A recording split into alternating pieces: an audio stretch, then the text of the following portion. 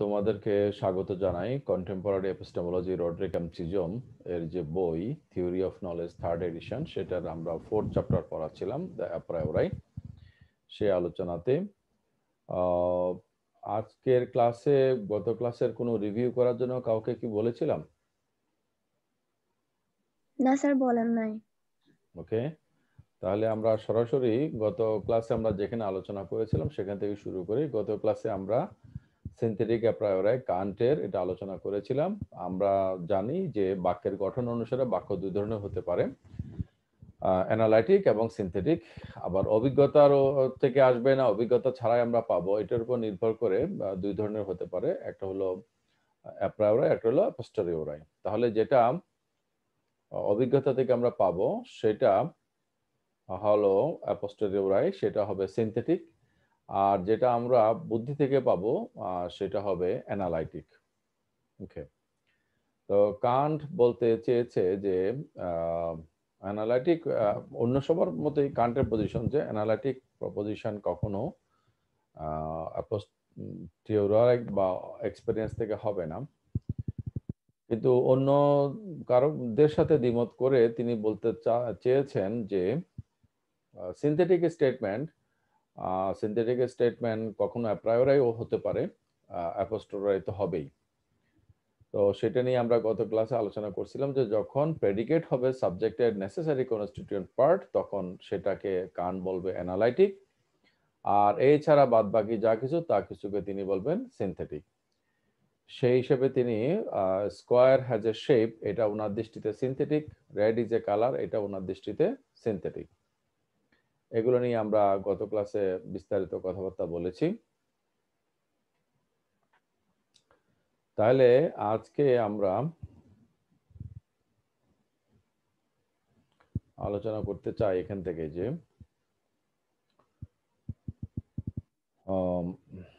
what Leibniz called the disparities furnish us with the second candidate for the synthetic a priori. These are closely related to the example just considered, but they involve problems that are essentially different. An example of a sentence concerned with disparities would be our earlier being red exclude being blue, or alternatively nothing red is blue. তাহলে আমরা যদি একটা বাক্য বলি যে red is not blue, red is not blue, এটা according to Kant এটা হলো synthetic. Okay, because blueness is not a necessary constituent part of red, not blueness.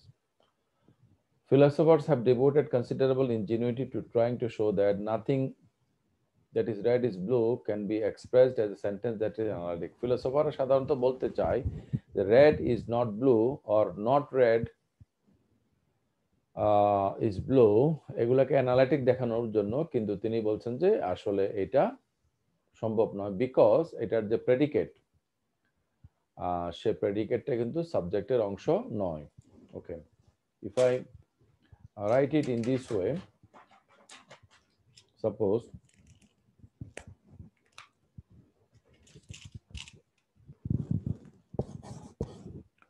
red হলো সাবজেক্ট আর নট ব্লু এটা হলো প্রেডিকেট। এখন তোমরা বলো যে নট ব্লু এটা রেড নামক সাবজেক্টের নেসেসারি কনস্টিটিউয়েন্ট পার্ট কিনা। এটাকে যদি আমরা যদি বলি যে এভাবে not red is blue, is না বলে আমরা বলবো could be, not red could be blue. তাহলে এখানে আমরা ইজ বলতে পারি, এখানে আমরা বলবো কুড বি। তাহলে not red could be blue. এখন এই যে could be blue, A predicate is not a necessary constituent part of not red. অথবা আমরা যদি বলি রেড ইজ নট ব্লু, সোজা কথায় not blue, this predicate is not a necessary constituent part of the subject red. So red is not blue, এই কথাটা primarily আমাদের কাছে অ্যানালাইটিক বলে মনে হলো। Actually this is not analytic, this is synthetic according to Kant. It has also been held, not with plausibility, that certain ethical sentences express what is synthetic a priori.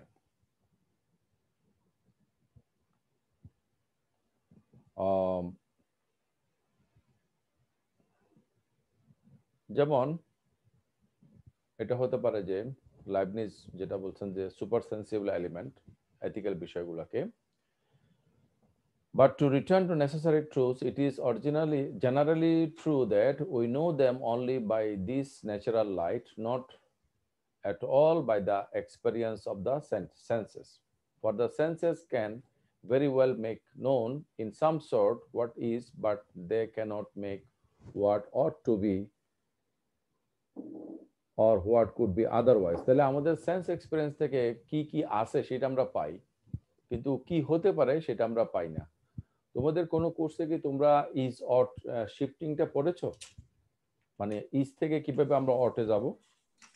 Sir এইটা এখনো পড়াই না sir, পড়াবে বলছে পরে।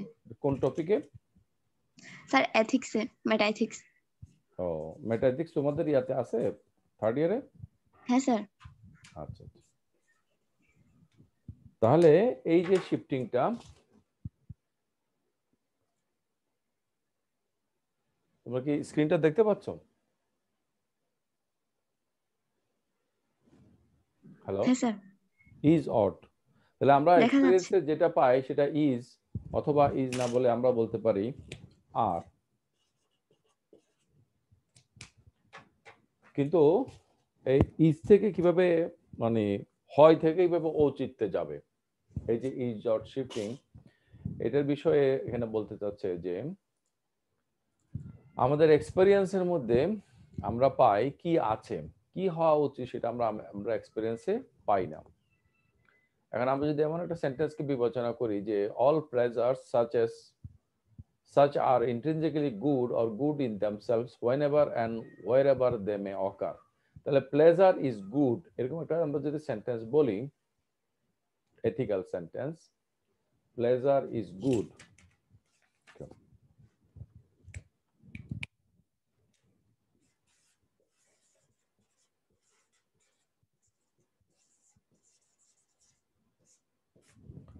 তাহলে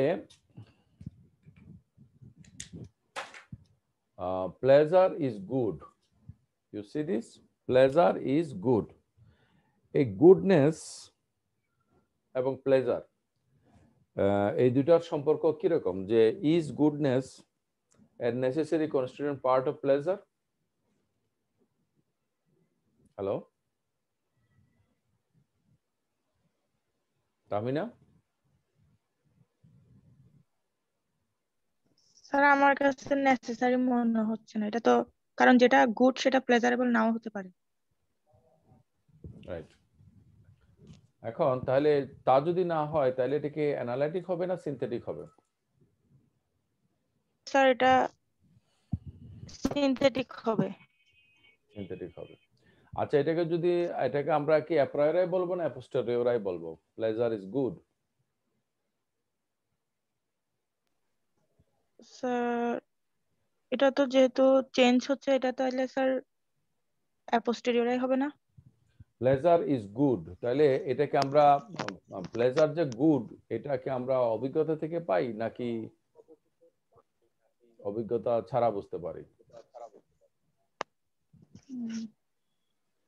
আচ্ছা, যদি আমরা অভিজ্ঞতা থেকে পাই তাহলে এটা হবে অ্যাপোস্টেরিয়র আর বুদ্ধি থেকে অভিজ্ঞতা পেলে হলে। আচ্ছা, মানে কান বলতে হচ্ছে এটা হচ্ছে সিনথেটিক অ্যাপ্রায়োরাই। ওকে, আচ্ছা,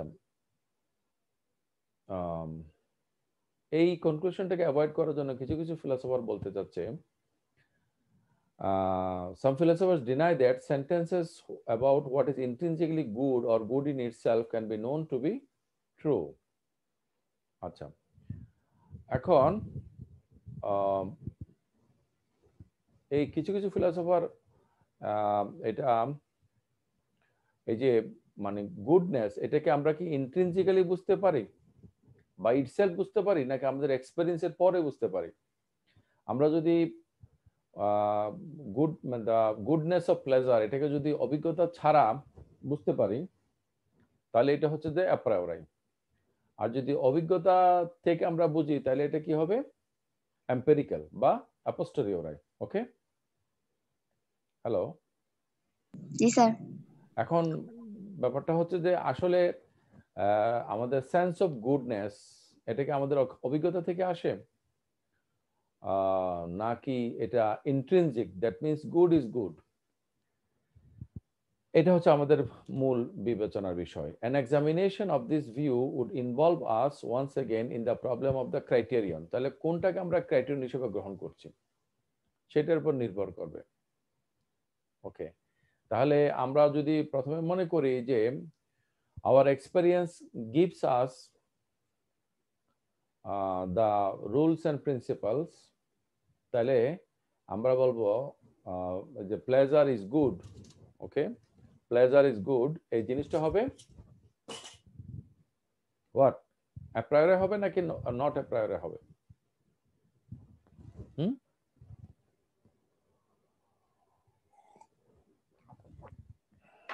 তোমরা কি আমার কথা শুনতে পেয়েছো?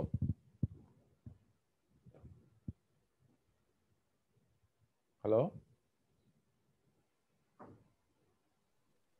স্যার শোনা যাচ্ছে তো। কেটে আসছে স্যার, আমি বুঝতে পারি না এই বিষয়টা। কেটে আসছে? আমার হয়তো নেটওয়ার্কের প্রবলেম, আমার কাছে কেটে আচ্ছা, আসছে। না প্রবলেম যে কোনো জায়গাতেই হতে পারে। আমি বলছি প্লেজার ইজ গুড, এই এই যে goodness, the idea of goodness, এটা কি আমাদের এক্সপেরিয়েন্স থেকে আসে? মানে আমাদের যে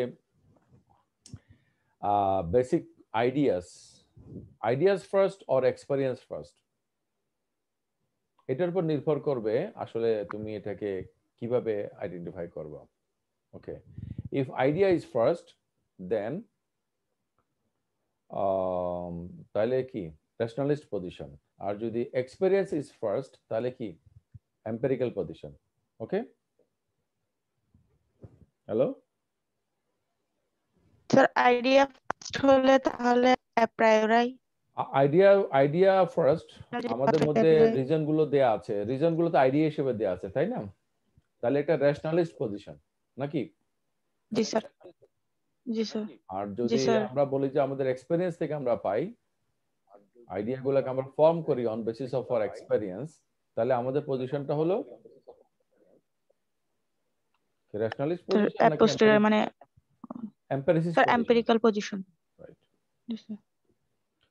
Kant held that propositions of arithmetics are synthetic and a priori. কান্টের মতে এটা হলো এখানে এই চ্যাপ্টারে আলোচনার আমার ইন্টারেস্ট সবচেয়ে বেশি এটার উপরে, তোমাদের সাথে এটা নিয়ে আমি ভালো করে আলোচনা করতে চাই।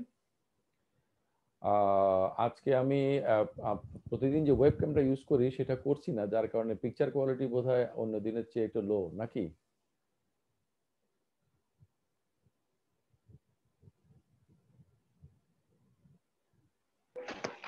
জি স্যার। সাদা হয়ে আছে একবারে, বেশ সাদা। মনে হচ্ছে আপনি কোনো বরফের ওই দেশে আছেন। ও এরকম মনে হচ্ছে না। আচ্ছা, এনিওয়ে ইয়াতে দিলে কেমন হয় দেখি।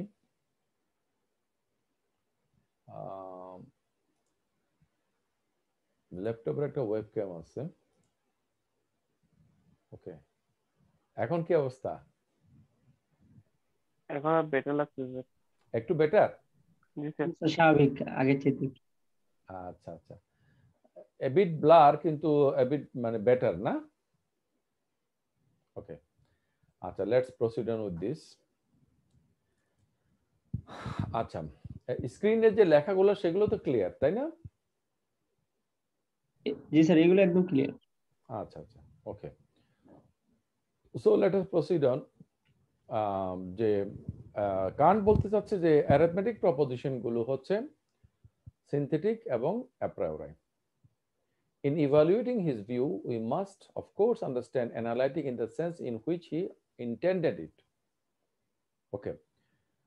তাহলে আমাদের মনে রাখতে হবে যে অ্যানালাইটিক বলতে কান্ট কি বুঝাইছেন? When the predicate is a necessary constituent part of the subject, then that statement is analytic statement. আর কোন স্টেটমেন্ট যদি এইভাবে অ্যানালাইটিক পাওয়া না যায় তাহলে এটা অবশ্য হবে সিনথেটিক। ওকে, তাহলে 2 + 1 = 3, এটা কি analytic proposition? 2 plus 1 is equal to 3. না স্যার সিনথেটিক না। আচ্ছা, 2 plus 1 is equal to 3. তাহলে এই যে predicate concept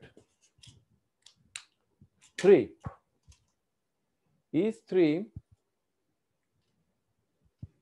3 a part of the subject? 3টা কি 2 plus 1 এই দুটাও মিলে এই সাবজেক্টটা, ওকে। এখন প্রেডিকেটটা কি 3টা কি 1 বা 2 এর সমতুল্য? না স্যার। রাইট। তাহলে 2 plus 1 এটা কান্টের ডেফিনেশন অনুসারে এটা হচ্ছে সিনথেটিক, ওকে। এরপর আসো 2 plus 1 is equal to 3. এটা কি আমরা অঙ্ক করে বের করার উপর নির্ভর করে নাকি এটা always true by itself? True by itself. Right. আমরা যে অঙ্ক করে বের করি সেটা আমি না তো সেটা তো আগে থেকে সত্য, আমরা জাস্ট আন্ডারস্ট্যান্ড করতেছি, এটা তো অ্যাপ্রায়োরাই হিসেবে আছে। রাইট। আচ্ছা, যেসব অঙ্কের মানে ফলাফল হবে 3, এটা 2 plus 1 ছাড়া অন্য কিভাবে হতে পারে?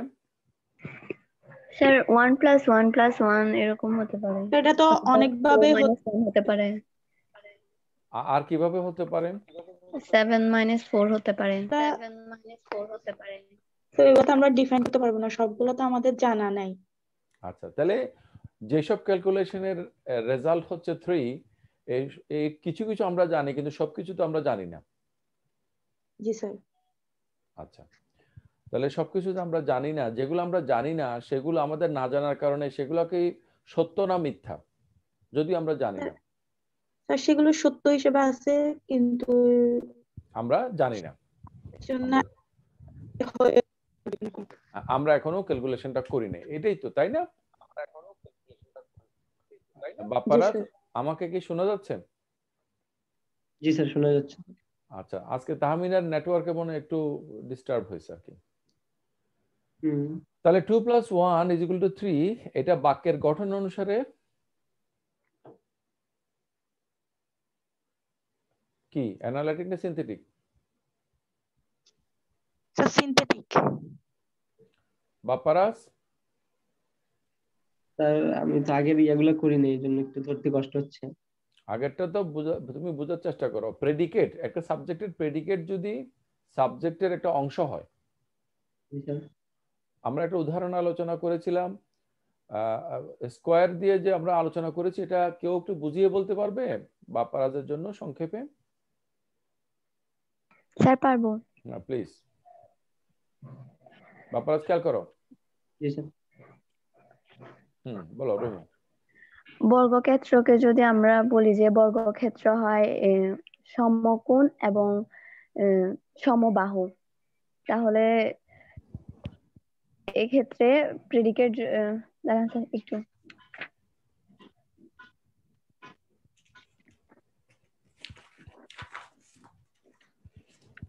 হ্যাঁ বলো, কি সমস্যা?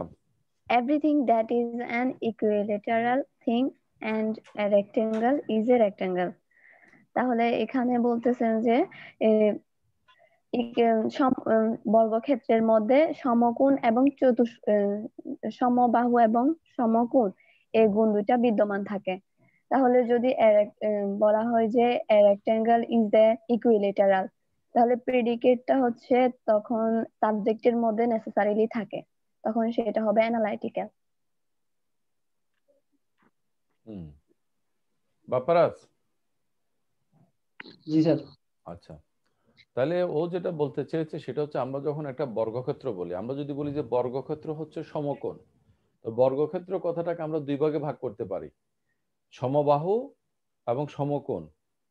জি স্যার। ওকে, সমবাহু মানে ইকুইল্যাটারাল আর সমকোণ মানে হচ্ছে রেক্ট্যাঙ্গেল। ওকে, তো আমরা যখন বলি যে স্কয়ার ইজ রেক্ট্যাঙ্গেল, তখন কিন্তু স্কয়ারের একটা নেসেসারি বৈশিষ্ট্যকে আমি প্রেডিকেটের মধ্যে উল্লেখ করি, তাহলে প্রেডিকেটটা কি করছে? সাবজেক্টকে ভাগ করছে না? জি স্যার।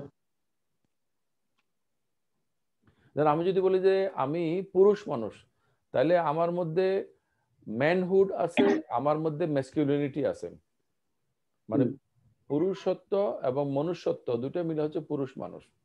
ওকে, তাহলে আমি যদি বলি যে a male person is a human being, তাহলে আমি কি কি করলাম? এই যে হিউম্যান হওয়াটা, আচ্ছা জি শুনতেছি স্যার, বলেন। হ্যাঁ, হিউম্যান হওয়াটা এবং আমার পুরুষ মানুষ হওয়াটা, এই দুইটা মিলেই হচ্ছে যে আমি কথা কথা মেল পারসন হইলাম। তাহলে আমি যদি এমন একটা কথা, আমি যদি বলি p plus q has p, p যাহা কিছু পি এবং কিউ তার মধ্যে পি আছে, তাহলে এটা হবে অ্যানালাইটিক। ওকে, এখন বাপ্পারাস, ওয়েল তুমি তোমার ধারণায় red is a colour. G sir. Red হলো সাবজেক্ট, কালার হলো প্রেডিকেট। তাহলে এই যে কালার নামক প্রেডিকেট, এটা কি রেড এর একটা necessary constituent part?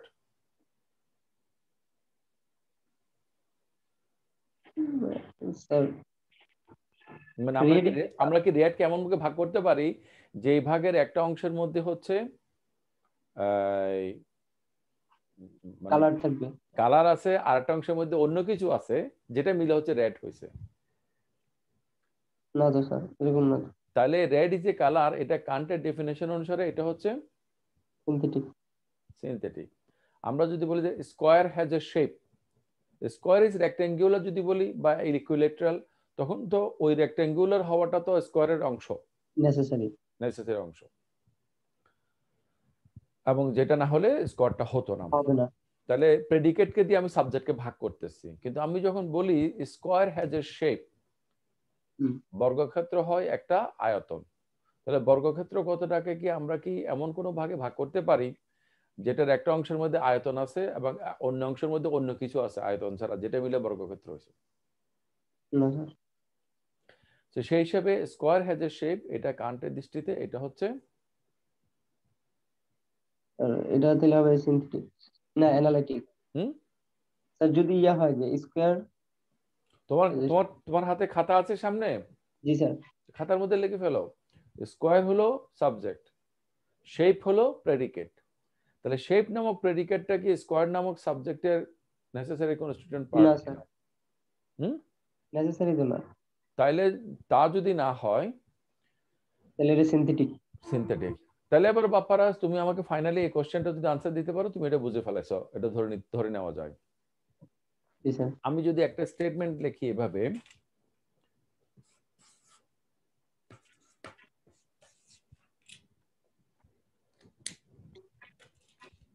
you see this, P is P, G sir. P is P। এখন আমি যখন লিখি যে P is P, এই বাক্যটা কান্টের ডিস্টিংশন অনুসারে অ্যানালাইটিক সিনথেটিক, এটা কি অ্যানালাইটিক হবে না সিনথেটিক হবে? এটা অ্যানালাইটিক। প্রেডিকেট P আর হলো সাবজেক্ট P। তাহলে তুমি বলো, is predicate P a necessary constituent part of the subject P?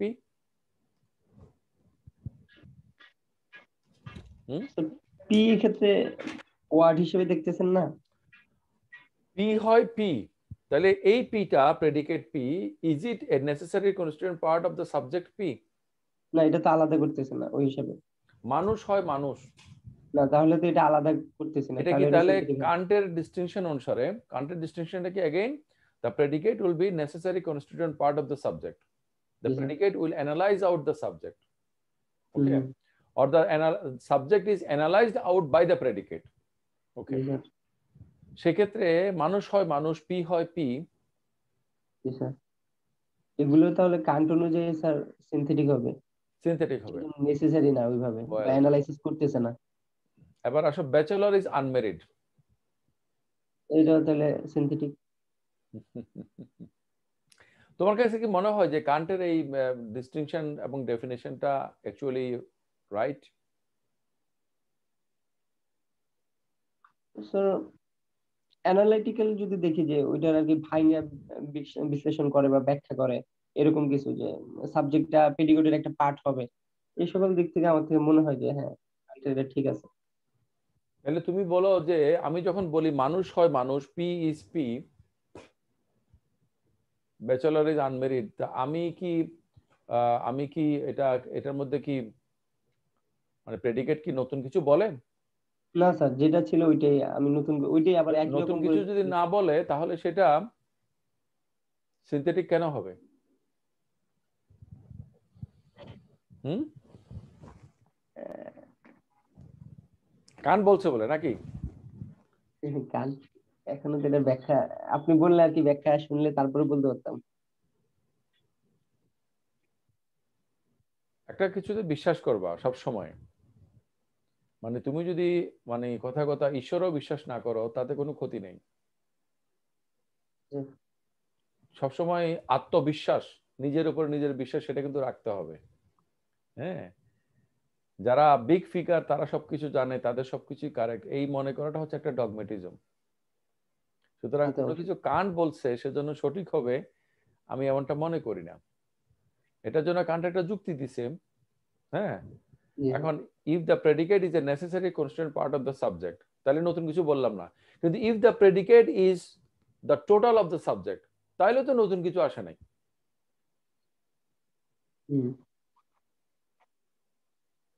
আমি যদি বলি যে 2:2 আইডেন্টিটি থিওরি অনুসারে, দুই সবসময় দুই হবে, দুই কখনো 3, 4, 5 অন্য কিছু হবে না। ওকে, কান্টের দৃষ্টিতে 2:2 এটা কি অ্যানালাইটিক না সিনথেটিক? সিনথেটিক। তো তোমাদের কাছে কি আমরা অ্যানালাইটিক সিনথেটিক ডিস্টিংশনটা করছিলাম কি জন্য? মূলত ফিলোসফার এটা কেন করে? কারণ তুমি যাচাই করবা কিনা। তো ব্যাপারটা যদি নতুন কিছু না হয় তাহলে যাচাই করার দরকার না। তোমার পকেটে যে টাকাটা আছে এটা তো তোমার, এটা আমার যাচাই করার দরকার নাই তো, নাকি? হ্যাঁ, যেটা সন্দেহ নেই বা ওইটা নিয়ে তো যাচাই করার প্রশ্ন। বর্গক্ষেত্রের মধ্যে 4টা বাহু সমান কিনা এটা তো যাচাই করার দরকার নেই, কারণ এটা নতুন কিছু বলে না। আমি যদি বলি যে বর্গক্ষেত্র হয় সমকোণ, এটা অ্যানালাইটিক। আর যদি বলি যে বর্গক্ষেত্র হয় বর্গক্ষেত্র, তাহলে এটা সিনথেটিক। এই কান্টের এই কথাটা তোমার কাছে কি প্লজিবল মনে হয়?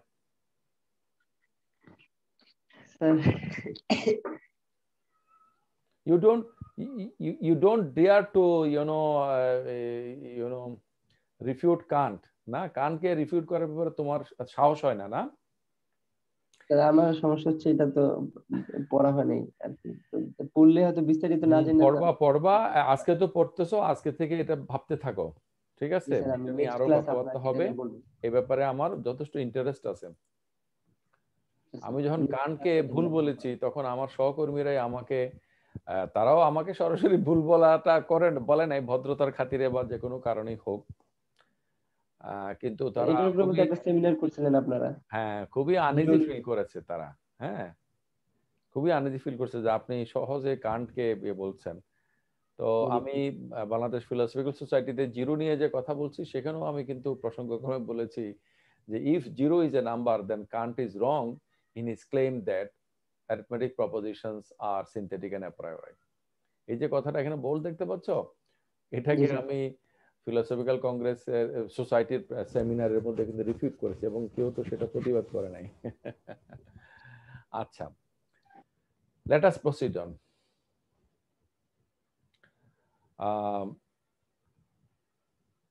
তাহলে আমরা যদি বলি অল এস আর পি, সব এস হলো পি, এরকম একটা বাক্য যদি আমরা বলি, for every x if x is S then x is P, তাহলে এস যদি হয় এক্স তাহলে পি কি হবে? ওয়াই হবে নাকি এক্স হবে? এক্সই হবে যদি আমরা বলি all S are P. For every x, if x is a set of two sets which are such that they have no members in common, যেমন আমরা বলি যে 2 একটা সেট, 1 একটা সেট, ওকে, এই দুইটা মিলে হয়েছে একটা সেট যেটা নাম দিছি আমরা এস, আর 3 হলো আরেকটা সেট, যেই সেটটা হলো এই যে আমরা এখানে বলছি পি।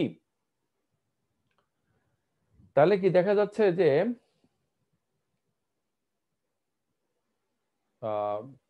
দুইটা আলাদা set, one of them has exactly 2 members, the other has exactly 1, then X has exactly 3 members.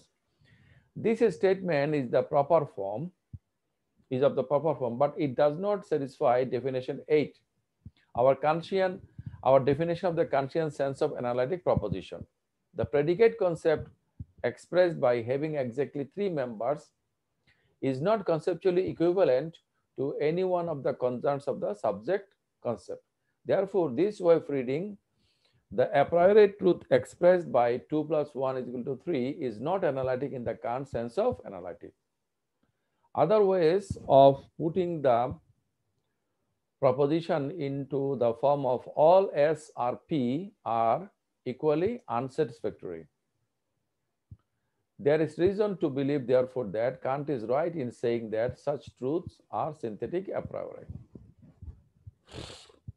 তাহলে 2 plus 1 একটা arithmetic statement, এটাকে কেন কান্ট synthetic a priori বলছে? Because 2 plus 1 is equal to 3, এটা হচ্ছে a priori, যেটা নিয়ে আমরা তাহমিনের সাথে একটু আগে কথা বললাম।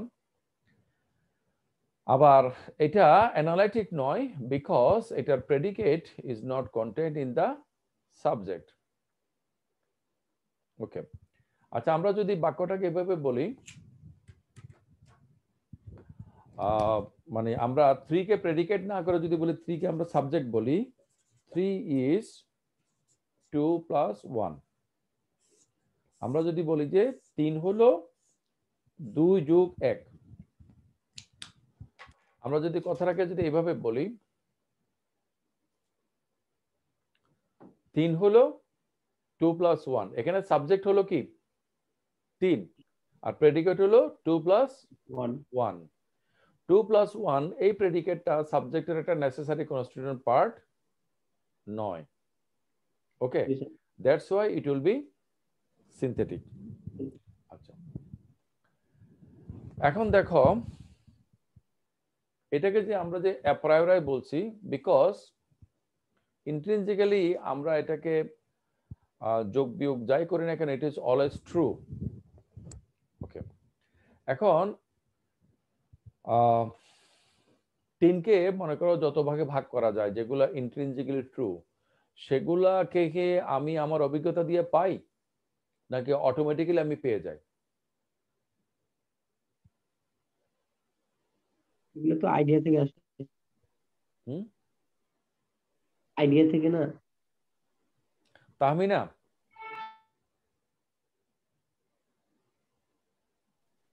জি স্যার। ওয়েল, তুমি বলছিলা যে রুমও পার্টিসিপেট করছিল যে আমরা 3 পেতে পারি অনেক ভাবে, না? জি স্যার। আচ্ছা, তাহলে 3 কে আমরা অনেক ভাবে ভাগ করতে পারি। কত ভাগে ভাগ করতে পারি এটার কোনো সীমা পরিসীমা নাই, না? জি স্যার। অসীম সংখ্যক অ্যারিথমেটিক প্রসেস হতে পারে যেটার মাধ্যমে আমরা 3 পেতে পারি বা 3 কে অসীম সংখ্যক ডিভিশনে ভাগ করতে পারি। 3 is 1 plus 1 plus 1, 3 is 4 minus 1, এভাবে আমরা অনেক ভাবে বলতে পারি না? পারি স্যার। তাহলে যেই অ্যারিথমেটিক ক্যালকুলেশন গুলা ভ্যালিড অ্যারিথমেটিক ক্যালকুলেশন আমরা এখনো করি নাই বা আমরা এখনো পাই নাই, সেগুলো কি ট্রু ফর আস? স্যার আমাদের জন্য ট্রু না, কিন্তু এগুলো ইটসেলফ ট্রু হিসেবে আছে। Itself true. আচ্ছা, যেটা ইটসেলফ ট্রু সেটাকে আমরা প্যাসিভলি গ্রহণ করি নাকি আমরা এটা গ্রহণ করি বলি এটাকে আমরা ট্রু মনে করি? স্যার আমরা এটা ট্রু হিসেবে ছিল, কিন্তু আমরা গ্রহণ করার পরে আমরা এটাকে ট্রু মনে করি, এর আগে তো মনে করি না। রাইট। তাহলে তুমি যদি বলো যে ইটসেলফ এটা ছিল তাহলে a priori, আর যদি বলো যে না ইটসেলফ এটা ছিল না, কোনো কিছু না, যখনই আমি কোনো কিছু করি তখন সেটা হয়। মনে করো 4th ইয়ার একটা আছে যে জগৎ সম্প্রসারিত হচ্ছে। হ্যালো, শোনা যাচ্ছে? আচ্ছা জি স্যার, শুনতেছি। জগৎ সম্প্রসারিত হচ্ছে, এক সেকেন্ড, একটু একটু থামো।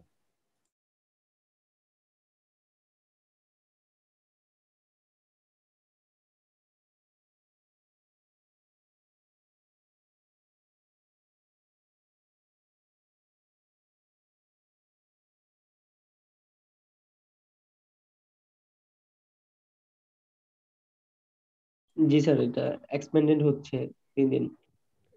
জগৎ সম্প্রসারিত হচ্ছে, এটা শোনো নাই এমন কেউ আছো নাকি?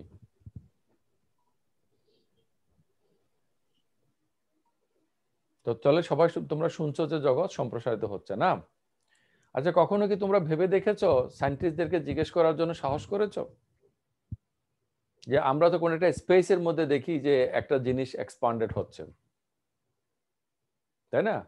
তাহলে জগৎটা কিসের মধ্যে এক্সপান্ডেড হচ্ছে? মহাশূন্যে। মহাশূন্য তো বিজ্ঞানের দৃষ্টিতে মহাশূন্য কিন্তু একটা মানে স্পেস বা বস্তু, সোহানি। জি স্যার, মানে প্রতিটারই যেটা আমরা কিন্তু স্যার মহাশূন্য বলি, অসীমও বলে আবার লিমিট লিমিট আছে এটাও বলে, দুইটাই বলে। শূন্য তো কিন্তু শূন্য না। যেটা মহাশূন্য বলে এটা কিন্তু আমাদের আমাদের এসব মাটি পাথর গাছপালা এগুলো নাই, এই জন্য শূন্য বলছে। কিন্তু জি স্যার। জগৎ আছে মানে সেখানে এনার্জি আছে, ফিল্ড আছে, সেখানে স্পেস আছে। স্পেসটা যে এক্সপান্ডেড হচ্ছে কিসের মধ্যে হচ্ছে? তো ফোর্থ ইয়ারে মেটাফিজিক্সের কোর্সের মধ্যে আমি স্যার সেটা হয়তোবা আরেকটা ক্ষেত্রের মধ্যে হচ্ছে আর কি স্যার। হুম হুম ইকবাল, জি স্যার, শুরুতে তো স্যার ওই সূর্য থেকে যেভাবে বিগ ব্যাং এর মাধ্যমে ছড়াই পড়ে মহাবিশ্বের সম্প্রসারণ ঘটে, তো এখনো সেটা শুধু সম্প্রসারিত হতেই আছে। তাহলে ধরে নিতে পারি যে আরো একটা ক্ষেত্র আছে। আহ, তো আরো ধরলাম যদি যে একটা ক্ষেত্র থাকে, মানে কি ক্ষেত্র, মানে এনার্জি ফিল্ড বা কিছু একটা, তো ওটা তো জগতেরই অংশ হবে। সেরকম উদাহরণ হতে পারে যে নদীর পানি, হয়তো খালের পানি থেকে নদীর পানি থেকে মহাসমুদ্রে এভাবে বিস্তৃত হয়ে হলো, যাচ্ছে। কিন্তু তোমার সকল উদাহরণের সমস্যা হচ্ছে উদাহরণগুলো তুমি দিচ্ছ সুবিধাজনক ভাবে। নদীটা আছে দুই পাশে মাটি আছে, পার আছে। খাল থেকে নদী, সমুদ্রের চারিদিকে মাটি আছে। সমুদ্রটা একটা নির্দিষ্ট জায়গার মধ্যে আছে, পৃথিবী সমুদ্রকে ধারণ করে। তাহলে জগতের বাইরে তো কোনো জগৎ নাই। তো জগৎকে কি ধারণ করে, কে ধারণ করে, কিভাবে? স্যার আমরা তো বলি অসীম, অসীমের মধ্যে বাড়তেছে। জি, আমরা তো বলি অসীম, যা বিশ্ব ব্রহ্মাণ্ড অসীম, অসীমের মধ্যে অসীম বাড়তেছে। তো অসীম তো ইভেন একটা সংখ্যাও না। অসীম তো সেটা একটা ধারণা। অসীম তো কোনো বস্তু না। বস্তু তো বস্তুর মধ্যে প্রসারিত হবে, অসীমের মধ্যে কেমনে প্রসারিত? তুমি এগুলো কখনো কি চিন্তা ভাবনা করে দেখছো? স্যার আমরা যেটাকে শূন্য বলি, দেখা যায় তো শূন্যতে অনেক সময় ডেফিনেশন দেওয়া যায় না। এগুলো তো ধারণা। তোমার একটা বস্তু তো ধারণার মধ্যে প্রসারিত হয় না। না স্যার, আমরা মানে ধারণাটা তো স্যার আমরা ভাবতেছি এরকম, কিন্তু বাস্তবিক তো যেটা আমরা যেতে পারতেছি না ওটাকে অসীম হিসেবে ডেফিনেশন দিয়ে দিছি, এরকম না? যেটা আমরা যেতে পারতেছি না আমরা বিশ্বাস করি তো সেখানে বস্তু আছে, এটা এরকম। কিছুটা স্যার এরকম, যেরকম মহাশূন্যে আমরা পুরোটা জয় করতে পারি না, আরে কিন্তু আমরা বোঝার চেষ্টা সেখানে করো, সেটা হচ্ছে যে জগৎ যখন আমরা বলি তার মধ্যে যা আমরা অভিজ্ঞতায় পাইছি, যা অভিজ্ঞতা পাই নাই, বস্তু হিসেবে ইটসেলফ যা কিছু আছে হতে পারে সবকিছুকে ইনক্লুড করে তো জগৎ বলি নাকি? জগৎ কি শুধু আমাদের এক্সপেরিয়েন্সের জগৎ, নাকি আউট দিয়ার যা কিছু পসিবলি আছে সবকিছু নিয়ে? স্যার আমরা তো স্যার বর্তমানে তো দেখা যাচ্ছে যে আমরা কিছুগুলো আমরা অনুমানের মাধ্যমে মেনে নিচ্ছি না অনেক কিছু। যেমন আমরা ভাবতেছি যে আমাদের মতো আরো মহাদেশ বিশ্ব ব্রহ্মাণ্ড থাকতে পারে, এরকম কিছুটা। এগুলো তো অনুমান। অনুমান দিয়ে লোকেরা বৈজ্ঞানিক কল্পকাহিনী লেখে, গল্প উপন্যাস লেখে, কবিতা লেখে। কিন্তু তুমি যখন বিজ্ঞানের কথা বলবা, সেই বিজ্ঞান তো একেবারে অনুমান এবং কল্প ধারণা না, তাই না?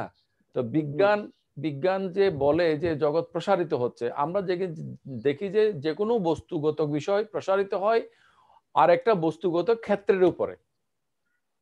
জি মনে করো স্যার। বেলুনটা ফুলে, তো বেলুনটা ফুলার জন্য তো আমরা বাইরে আছি, বেলুনটা ফুলতেছে একটা স্পেসের মধ্যে ফুলতেছে নাকি? এখন স্পেস ইটসেলফ কিসের মধ্যে ফুলতেছে? বেলুনের জন্য যেমন আউটার স্পেস লাগবে, তাহলে স্পেসের জন্য আউটার স্পেস লাগবে। আউটার স্পেস হলে তো সেটা তো ইটসেলফ একটা স্পেসই হলো। আর আউটার স্পেস যদি না থাকে তাহলে সম্প্রসারিত হয় কিসের মধ্যে? তাহলে তো স্যার ওই যে ওই আমাদের জ্ঞান বিদ্যার যে একটা থিওরি পড়ছিলাম ওটার মতো হয়ে যাচ্ছে যে একটার পর একটা আসতেছে কিন্তু এটা করা যাচ্ছে না। আমি তোমাদেরকে এই ক্লাসের মধ্যে এই কথাগুলো বলার উদ্দেশ্য হচ্ছে never take anything for granted, believe me. এবং আমি যে বলছি believe me, never believe me if you are not convinced that you should believe me.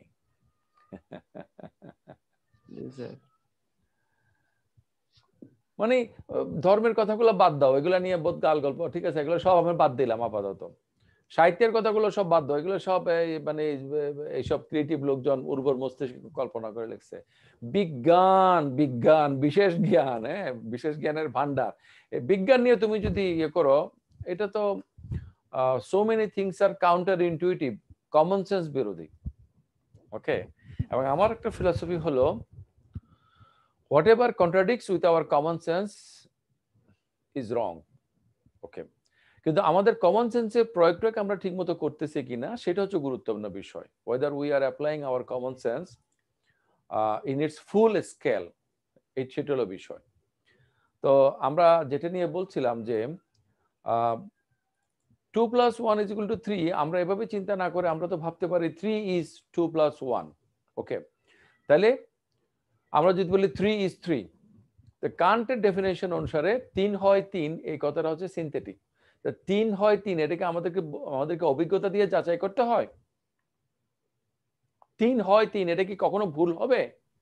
যেটা কখনোই ভুল হবে, যেটা অভিজ্ঞতা দিয়ে যাচাই করতে হয় না, যেটা হচ্ছে যে বাই ইটসেলফ ট্রু, সেটা তো অ্যানালাইটিকই হবে, এটা সিনথেটিক কেন হবে?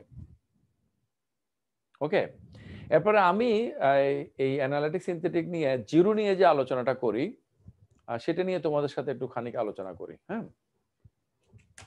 আচ্ছা, এখন তোমরা আমাকে বলো, is zero a valid number? Hello,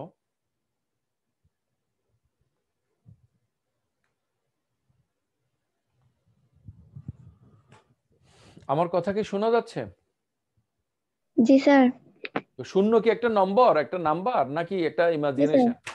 হ্যাঁ, একটা নাম্বার স্যার। ইউজুয়ালি আমরা তো তাই মনে করি, তাই না? হ্যাঁ। আমরা যখন নাম্বার লাইন বলি, নাম্বার লাইনের মাঝখানে শূন্য, এই পাশে হলো পজিটিভ নাম্বার, ওই পাশে হলো negative number, negative, right? Okay, আচ্ছা, আমরা একটা অ্যারিথমেটিক স্টেটমেন্ট বলি। Okay, you see it? জি স্যার। এখানে প্রেডিকেট কি? 1 1। সাবজেক্ট কি? 1 + 0। 1 + 0। ওকে, 1 + 0, যখন আমি 1 লিখি তখন কি মানে +0 অথবা আমি লিখতে পারি যে -0, এটা কি থাকে নাকি বাদ যায়? ম্যাথমেটিক্সের কতগুলো ইয়ে আছে না, মনে করো আমি লিখলাম 2, 2 এর উপরে কোনো পাওয়ার আছে, থাকবে?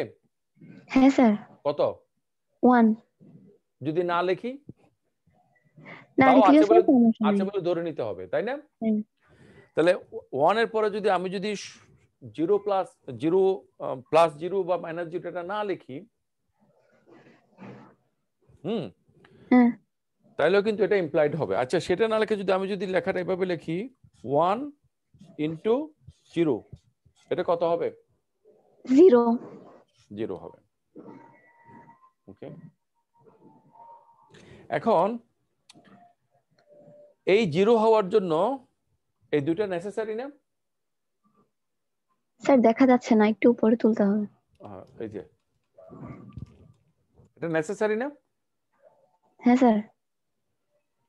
তাহলে এই যে 0 প্রেডিকেট, এটা কি 1 * 0 অথবা 1 + 0 বা 1 - 0 এটা নেসেসারি কনস্টিটিউয়েন্ট পার্ট? না sir. Of course necessary constituent part. এখানে যদি এটা না থাকতো তাহলে কি এটা হইতো? 2⁻1 না হলে 2 হবে? না স্যার, হবে না। তাহলে 1 + 1 এর সাথে যে কোনো একটা সংখ্যার সাথে +0 -0 এটা থাকাটা জরুরি 1 হওয়ার জন্য। +0 - 0 না হয়ে যদি ইনটু 0 হয়, তাহলে কি 1 হবে না 0 হবে? 0 হবে। 0 হবে। তাহলে এইগুলা কি নেসেসারি নাকি আননেসেসারি? Sir necessary. তো নেসেসারি যদি হয় তাহলে এটা কি অ্যানালাইটিক হলো না সিনথেটিক হলো? Sir analytic. কিন্তু কান্ট যে বলছে এই যে এটাতে, স্যার উনি তো বলতেছে সিনথেটিক অ্যাপ্রাইওরাই, উনি মানে মানে বলতেছে হ্যাঁ এটা আমরা বুদ্ধি থেকে পাই, কিন্তু উনি এটাকে নেসেসারি হিসেবে নিচ্ছেন আর কি। মানে উনি তো বলছেন যে কোনো কিছু অ্যানালাইটিক হবে যদি প্রেডিকেটটা সাবজেক্টের নেসেসারি কনস্টিটিউয়েন্ট পার্ট হয়। আমি বলতে চাচ্ছি যে যখন আমি এভাবে লিখি তখন এটা নেসেসারি কনস্টিটিউয়েন্ট পার্ট হয় কিনা? হয় স্যার। হ্যাঁ হ্যাঁ স্যার। হয়। আচ্ছা, যদি হয় তাহলে এটা কি একটা অ্যারিথমেটিক স্টেটমেন্ট না? হ্যাঁ স্যার। 1 + 0 = 1, এটা কি একটা অ্যারিথমেটিক স্টেটমেন্ট নাকি এটা একটা লিটারারি একটা কিছু? এটা কি আমি কি সাহিত্য করে বলছি না? Arithmetic statement. হ্যাঁ, অ্যারিথমেটিক স্টেটমেন্ট। আমি যদি বলি 1 × 0 = 0, এটা কি একটা অ্যারিথমেটিক স্টেটমেন্ট নাকি non arithmetic statement? Sir arithmetic statement. তো এইটা যদি আমি বলি তাহলে ওই যে জিরোটা প্রেডিকেটেড জিরো, ওইটা 0 is equivalent to this one, this 0.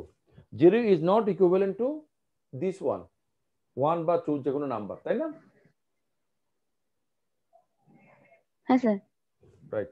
তাহলে আমরা যে বলছিলাম যে p + q এবং যে p doesn't imply q in entail q, q doesn't entail p, একটা কি হবে, যেমন আমরা স্কয়ার এবং রেক্টেঙ্গেল, কোনো কিছু স্কয়ার হইলে যে সেটা রেক্টেঙ্গেল হয় এমন কোনো কথা নাই, কিন্তু স্কয়ার হওয়া এবং রেক্টেঙ্গেল হওয়া, সরি ইকুইলেটারাল হওয়া এবং রেক্টেঙ্গেল হওয়া দুটো মিলে স্কয়ারকে তৈরি করে। স্কয়ারের মধ্যে দুটো জিনিস আছে, এর একটা জিনিস প্রেডিকেটে পাওয়া গেছে, তাহলে predicate is a necessary constituent part of the subject. আমরা যখন বলি স্কয়ার ইজ রেক্টেঙ্গুলার, ওকে, তাহলে আমরা যখন বলি 1 × 0, 1 × 0 is 0, তাহলে ওই ইজ 0 যেটা প্রেডিকেট, এইটা সাবজেক্টের একটা নেসেসারি কনস্টিটিউয়েন্ট পার্ট না? হ্যাঁ স্যার। তাহলে এটা কি অ্যানালিটিক হবে না সিনথেটিক হবে? Sir analytic. তাহলে অল অ্যানালিটিক স্টেটমেন্ট উনি যেটা বলছেন যে এইটা কি হবে, যে all arithmetic statement, the propositions of arithmetic statement are synthetic এবং অ্যাপ্রাইওরাই। আচ্ছা, 1 × 0 এটা কি অ্যাপ্রাইওরাই না পোস্টেরিওরাই? স্যার অ্যাপ্রাইওরাই। আচ্ছা, এটা কিন্তু 1 × 0 এটা আমি যদি অঙ্কটা না করতে পারতাম তাহলে এটা কি আমার জন্য ট্রু হইতো? না, হতো না। হইতো না। এখন দেখো আমরা যেগুলোকে ট্রু বা ফলস বলে আমাদের জন্য, এর বাইরে আউট দেয়ার যেটা ট্রু সেটা আছে, এটাকে আমরা মনে করি কিনা। যদি আমরা মনে করি তাহলে আমাদের পজিশন হচ্ছে রিয়েলিস্ট পজিশন। আর আমরা যদি মনে করি যে আমরা যেগুলাকে জানি সেগুলাই শুধু আমাদের জন্য জ্ঞান, যেগুলোকে আমরা জানি না সেগুলো আমাদের জন্য সত্য বা মিথ্যা বা কোনো ধরনের কগনিটিভ এর ভ্যালু নাই, তাহলে আমরা আমাদের পজিশন হচ্ছে আইডিয়ালিস্ট পজিশন। তাহলে তুমি যদি আইডিয়ালিস্ট পজিশন নাও, 1 × 0 এটা হচ্ছে যে অ্যাপোস্টেরিওরাই, কারণ তুমি এই অঙ্কটা করার পরে তুমি জানতে পারছো যে এই অঙ্কটা হচ্ছে এরকম। তাহলে অঙ্ক করাটা, অঙ্কের অভিজ্ঞতা পাওয়াটা তোমার জন্য গুরুত্বপূর্ণ। তাহমিনা, তুমি আমার কথাটা কি ধরতে পারছো? জি স্যার। আচ্ছা আচ্ছা, তো এরপরে আমরা আজকে আলোচনা করব the last topic, linguisticism. Okay.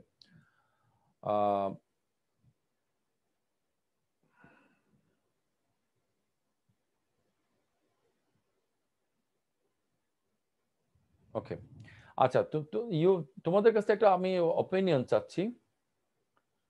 Should I continue this new topic and the last topic of this chapter or not? What?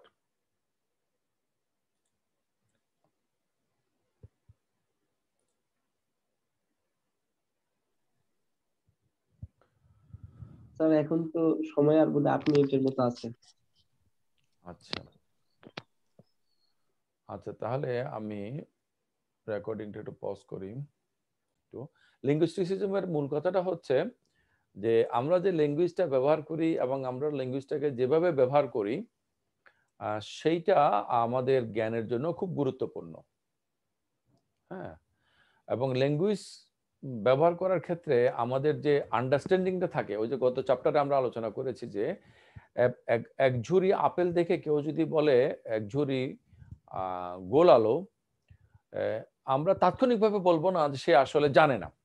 আমরা বোঝার চেষ্টা করব তাদের ভাষায় আপেলকে গোল আলো বলে কিনা। গোল আলো বলতে সে কি আসলে গোল আলো বলতে আমরা যেটা বোঝাই সেটাকে বোঝে, নাকি গোল আলো বলতে আসলে সে আপেলকে বোঝে। মানে ল্যাঙ্গুয়েজটা সে যেভাবে বলেছে আর তার ভেরি যে আন্ডারস্ট্যান্ডিং, ইনার যে জাজমেন্ট, এই দুটার মধ্যে মানে কোনো গন্ডগোল হচ্ছে কিনা সেটা আমরা দেখব।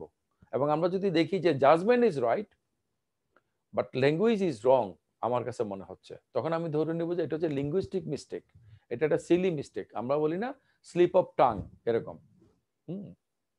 তাহলে আমরা জ্ঞান তত্ত্বের আলোচনা শুরু করেছিলাম সেকেন্ড ইয়ারে, যে জ্ঞান তত্ত্বে আলোচনা করা হবে প্রপোজিশনাল নলেজ, যেটাকে প্রপোজিশন হিসেবে প্লেস করা হয় যুক্তি বাক্য হিসেবে, সেটাকে আমরা যাচাই করব। কিন্তু এখন আমরা দেখতেছি যে আসলে আমাদেরকে প্রপোজিশনকে ছাড়িয়ে যেতে হবে। অবশ্য প্রপোজিশন ইটসেলফ কিন্তু নলেজ ল্যাঙ্গুয়েজকে ছাড়িয়ে যায়। যখন আমরা বলি প্রপোজিশন যে দিস ইজ এ পেন, এটা যখন বাক্য তাহলে এটা ইংরেজি ভাষার একটা বাক্য। দিস ইজ এ পেন, এটা যখন প্রপোজিশন, তাইলে ইহা হয়ে একটি কলম, বাংলা ভাষায় অন্যান্য ভাষায় এটা যা কিছু বলা হয় এই প্রপোজিশনটা সবকিছুকে রিপ্রেজেন্ট করে। তাহলে আমাদের মনের ভাবটা কোনো না কোনো আচরণে বা ভাষায় আমরা প্রকাশ করি, কিন্তু এর মানে এই নয় যে আমাদের ভাব এবং আচরণ দুটো একই জিনিস। তো জ্ঞানের ক্ষেত্রে আমাদের যে ভাবনা, আমাদের যে ইনার জাজমেন্ট, সেটাকে আমরা মোর ইম্পর্টেন্স দেব। কিন্তু যখন আমরা যাচাই করব, আমাদের সীমাবদ্ধতা এতটুকুই যে আমরা কখনো মনোভাবকে যাচাই করতে পারি না। যখনই আমরা মনোভাব বা ভাবকে বা আইডিয়াকে জাজমেন্ট করি, তখন কোনো না কোনো বিহেভিয়ারাল ফর্মে সেটাকে আমরা যাচাই করি। ল্যাঙ্গুয়েজ হচ্ছে যে one of the form of behaviour. এটা হচ্ছে সেই আলোচনার মূল বিষয়, সেটা আমরা পরবর্তী ক্লাসে আলোচনা করব।